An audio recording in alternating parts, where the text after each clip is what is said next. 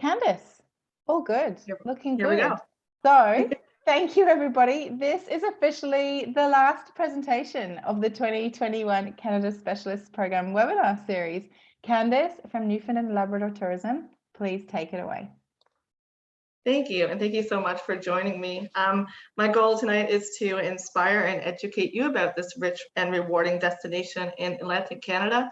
We say here there's no such thing as an accidental tourist. It takes a deliberate and compelling reason to choose to visit here, but it is always well worth your effort.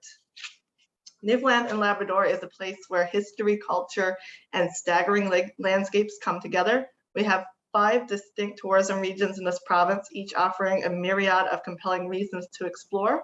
We are home to 4 UNESCO World Heritage Sites, 1 UNESCO Global Geopark, 10 National Historic Sites, 9 Provincial Historic Sites, and 19 designated wilderness and ecological reserves, and a whole lot of museums besides that.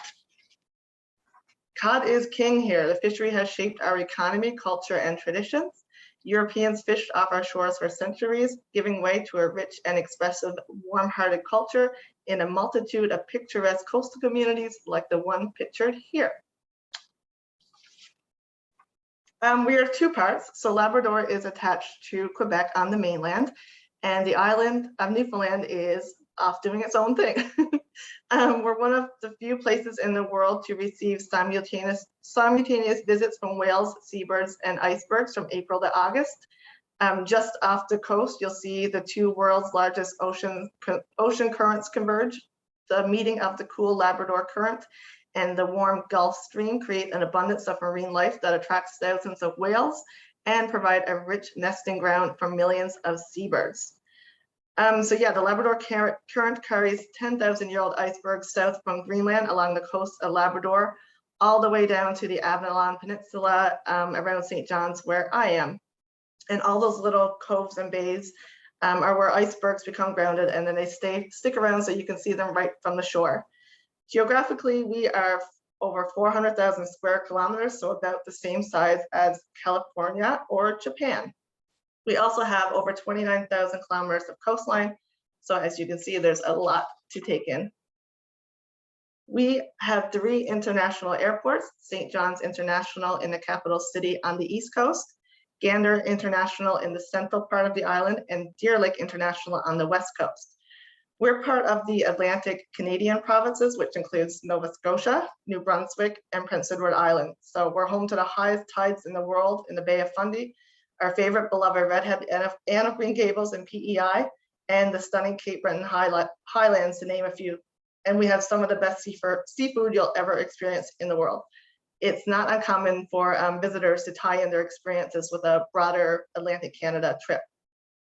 Many travelers here access the province by our ferry system, which operates between Nova Scotia and the island of Newfoundland. So there's year-round service daily from North Sydney, Nova Scotia to Port aux Basques on the southwest coast, as well as a June and September service between North Sydney and Argentia, which is just a 90-minute drive from St. John's. The average length of stay for people who come here is 12.2 nights for auto and 9.7 for air. So let's talk about some of the highlights of Newfoundland and Labrador and what makes this place so special. We have the world's largest concentration of feeding humpback whales. Between 5,000 and 10,000 migrate from the Caribbean here every year and stay in our waters from April to October.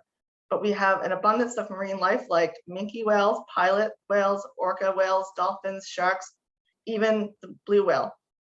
They come here to feed and also for the odd photo opportunity. As I mentioned before, we are also home to Iceberg Alley.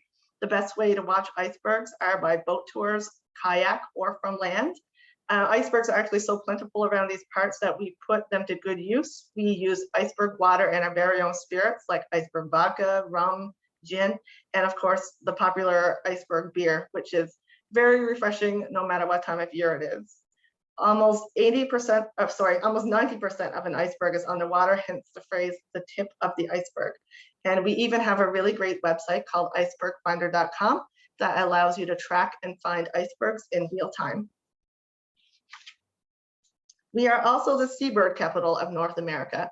Over 35 million seabirds gather here every year, including the Atlantic puffin, as you'll see in this picture. It's actually the provincial bird of Newfoundland and Labrador, and we also refer to it as the sea parrot because of its bright markings. These birds are actually really special because they mate for life and they return to the same nesting grounds every single year. You can see them at the Witless Bay Ecological Reserve, which is a short drive from St. John's. And here we have 260,000 pairs of Atlantic puffins. Also located southwest of St. John's is Cape St. Mary's Ecological Reserve, also known as the Cape. It's one of Newfoundland and Labrador's major seabird colonies and is the most accessible seabird rookery in all of North America. During the breeding season, it is home to 24,000 northern gannets, 20,000 black-legged kittiwakes, 20,000 common murres, and a lot of other species. You can see here, this is Bird Rock. It's like a sandstone sea stack, which is very viewable from this gentle coastal walking trail.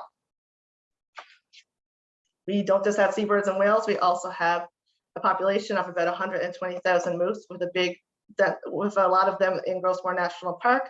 So it's very important to be cautious while you're driving here. And we have black bears and caribou as well. Grossmore National Park is a UNESCO World Heritage Site. It's the perfect backdrop for all kinds of outdoor activities, especially hiking. The tablelands shown here is an experience that cannot be forgotten. It's where the theory of plate tectonics, was confirmed. You can walk over ancient sea floor and preserved ocean avalanches. It's like walking on Mars. The distinctive red landscape is actually the exposed Earth's mantle. And this is the famous Western Brook Pond Fjord. Also in Grossmore National Park, there's an easy walk along a boardwalk and a well-maintained trail that takes you to a dock for a scenic boat trip up the pond. You'll cruise along the base of sheer cliff walls where waterfalls tumble, and the cruises leave daily from mid-May to mid-October, weather permitting. Experienced hikers can also do this hike to the top of the mountain. It takes all day, but it's very much a bucket list destination. We have Lonesome Meadows National Historic UNESCO World Heritage Site, It is the only known authentic Viking settlement in all of North America, and it is on Newfoundland's Great Northern Peninsula, right at the very tip. It proves the early evidence of Europeans in the Western Hemisphere. A Norse expedition sailed from Greenland, building a small encampment of timber and sod buildings over 1,000 years ago, and now you can explore the archaeological remains that they left behind. Our newest UNESCO World Heritage Site is Mistaken Point Ecological Reserve, which in its tilted and cleaved landscape, you will find the world's oldest complex multicellular fossils, which date as far back as 565 million years ago. They have been immaculately preserved for study, and the only way you can view them is on an official tour arranged through the Interpretation Center. And finally, we have my fair city of St. John's. It is recognized as one of the oldest and most colorful port cities in all of North America. It's the perfect combination of big city luxury and small town charm. There's a lot to see and do here, including just wandering around and taking in the beautiful homes. At the top left, you'll see the rooms with the red roof.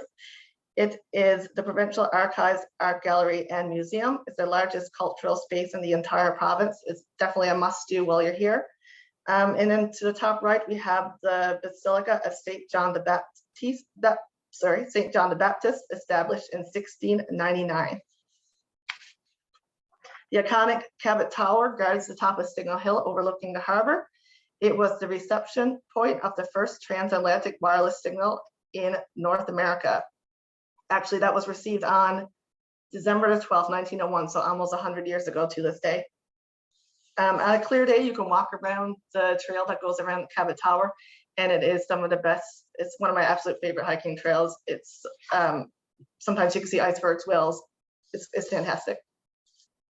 At Cape Spear National Historic Site, you can be the first person in North America to welcome the day and see the sunrise. It's the closest point to Europe, but it's only a 15-minute drive from downtown St. John's. You can also explore the remains of Fort Cape Spear, which is a gun battery that was used to defend the harbor in the Second World War. So that's me. You can contact me at this address. We also have a travel trade page with a lot of downloadable brochures and guides. I highly recommend that you watch some of our video library. We also have a really handy itinerary planner. And as far as it goes with the best time to be here, June to August is perfect for whale watching. Bird watching, hiking, kayaking is from May to October, and iceberg viewing is also from about May to August or September. So yeah, thank you very much for that.